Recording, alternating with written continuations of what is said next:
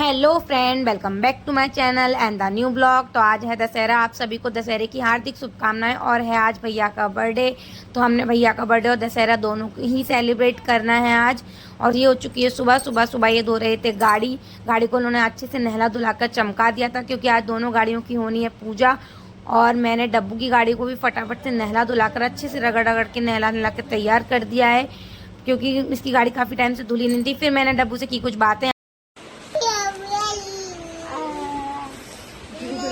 मामा खुशी करो।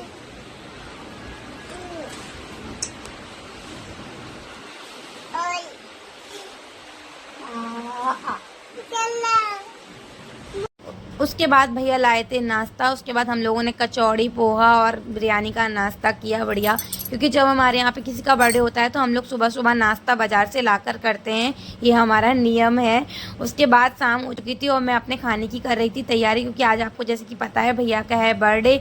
उसके लिए मैं बनाने वाली हूँ बटर पनीर मसाला की सब्ज़ी और गोभी आलू की सब्ज़ी, और जो है तंदूरी रोटी मैंने बाहर से ही मंगाई हैं भैया से बोलकर। और मीठे में जो है भैया लेकर आएंगे, जो भी लेकर आए वो। तो मैं ये सब्जियां काट रही थी और इनसे कर रही थी बातें। उसके बाद इनने जो है पूरे घर में धूप अच्छे से दे दी थी, क्योंकि दशहरे वाले दिन धूप देना बहुत ज़रूरी होता है। फिर हमारी लग गई थी पूजा की थाली। फिर मैंने जो है तीनों गाड़ियों की पूजा डब्बू से करवाया। तिलक डब्बू, क्योंकि अब हमारे घर की लक्ष्मी है तो अब डब्बू से ही हम तिलक करवाते हैं, क्योंकि कन्या जो है वो घर की लक्ष्मी ही होती है। जब तक उसकी शादी नहीं हो जाती वो हमारे घर की लक्ष्मी होती है। उसके बाद शादी करने के बाद वो अपने ससुराल की लक्ष्मी हो जाती है। जो मानता है वो ससुराल में लक्ष्मी मानता है और नहीं मानने वाले नहीं मानते हैं। तो ये हो गई थी मेरी गाड़ी की पूजा। दशहरे पे सभी लोग गाड़ियों की पूजा करते हैं, मैं अपनी गैस वगैरह की और जो है लॉकर की सबकी पूजा करती हूँ। आप लोग भी बताइएगा आप लोग पूजा करते हैं या नहीं। तो बस मेरी पूजा होने के बाद जो है मैंने इनको चढ़ाई माला तीनों गाड़ियों पर। मैंने डब्बू की गाड़ी को भी देखो बीच में रखा हुआ है, डब्बू की गाड़ी को भी माला पहनाई है। उसकी गाड़ी को भी वो बड़ी एक्साइटेड रहती है, कोई भी उसकी गाड़ी को जो है पूजा होती है या कुछ भी होता है। तो पिछले साल मैंने उसकी बॉकर की पूजा की थी, इस साल इसकी वाली गाड़ी की पूजा की है। उसके बाद देखो ये पूजा होते से ये गाड़ी पहले इसको चलाने की पड़ रही थी, कहने लगी पहले मुझे चलानी है। फिर हमने कही चलो चला लो। फिर देखो कितनी मस्ती कर रही है। इसको तबीयत सही होने के बाद इसको बस सब्र नहीं होता, उधम इसको इतना है कि पूछो मत। हो गई थी हम तीनों, हमारी तीनों गाड़ियों की पूजा करने के बाद मैं आ गई थी किचन में। मैं दीदी ने बना दी थी भगवान जी के लिए पूड़ी, और ये मम्मी के लिए बन रही है तवा की रोटी, क्योंकि मम्मी तंदूरी रोटी नहीं खा पाती हैं और खाती भी नहीं, उन्हें पसंद भी नहीं है। और उधर मेरी बन गई थी सब्जी गोभी आलू मटर की, और ये बटर पनीर मसाला की भी सब्जी मेरी हो गई थी रेडी। मैंने लगा ली थी थाली, ये थाली कहीं जाने वाली थी। उसके बाद ये लोग आ गए थे खाना खाने के लिए बैठ गए थे। पापा देखो पापा कैसे मुँह छुपा रहे, बोले हमारी वीडियो मत बनाओ। मम्मी तो बहुत ज़्यादा गुस्सा हो रही थी कि हर वक्त तुम आजकल वीडियो बनाती रहती हो। माँ है, माँ क्या कोई बुरा नहीं लगता, मुझे कभी भी इनकी बातों का बुरा नहीं लगता। ये मुझ पर गुस्सा भी कर लेती हैं, अगर माँ गुस्सा करती है तो प्यार भी तो करती है ना।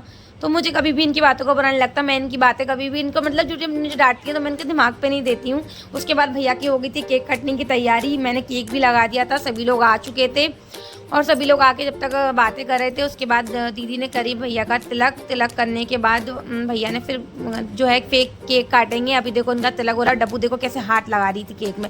इस लड़की को कोई भी चीज़ दिख जाए बस उधम मचाना है, इसको इतना केक तोड़ने वाली जा रही थी, फिर उसने रोक लिया गुन्नू ने।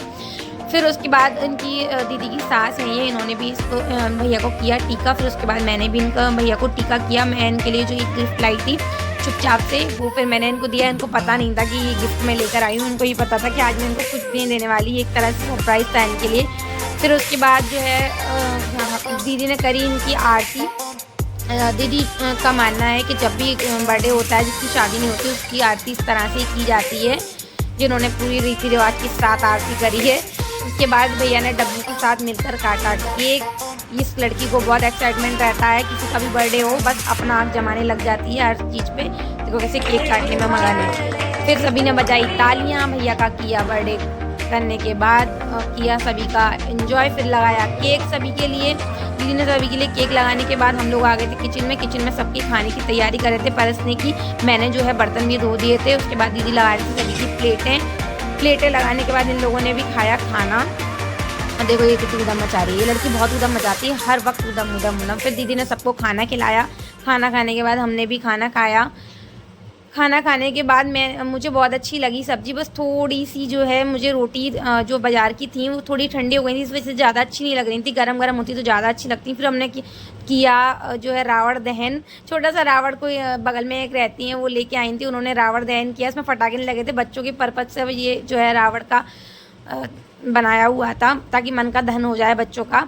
तो ये होता है जो अच्छाई की जीत हो और बुरे का नाश हो। तो फ्रेंड्स अभी मेरी वीडियो को लाइक करें, कमेंट करें और प्लीज़ सब्सक्राइब करा करें ताकि मेरी जो है उत्सुकता बढ़े वीडियो बनाने की। आप लोग लाइक कमेंट नहीं करते हैं, प्लीज़ मेरे चैनल को सब्सक्राइब करें। Thank you friend, bye bye, मिलते हैं नेक्स्ट वीडियो में।